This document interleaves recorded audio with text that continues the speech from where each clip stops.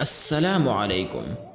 امام غزالی رحمۃ اللہ علیہ نے لکھا ہے کہ جب منصور حلاج رحمۃ اللہ علیہ کو قید میں 18 دن گزر گئے تو جناب شبلی رحمۃ اللہ علیہ نے ان کے پاس جا کر دریافت کیا، اے منصور محبت کیا ہے؟ منصور رحمۃ اللہ علیہ نے جواب دیا، آج نہیں کل یہ سوال پوچھو۔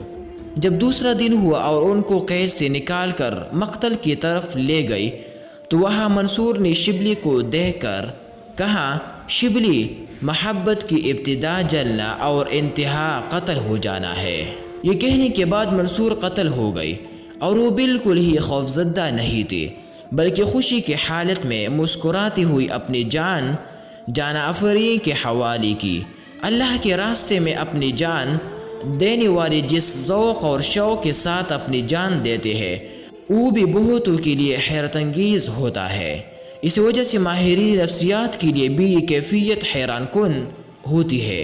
صوفیہ کہتے ہیں، جب مصر کی عورتوں نے حضرت یوسف علیہ السلام کو دیکھا تو دیکھتی رہ گئی، ان کی انگلیاں کٹ گئی اور انہیں کٹنے کا احساس تک نہیں ہوا، کیونکہ حسین یوسف نگاہوں کے سامنے تھا، اور جب نگاہوں کے سامنے خالق یوسف ہو تو گردن کے کٹنے کا احساس کیسے ہو سکتا ہے؟ جب عاشق کی جان جاتی ہے تو اس کے سامنے خود اللہ کا جلوہ ہوتا ہے۔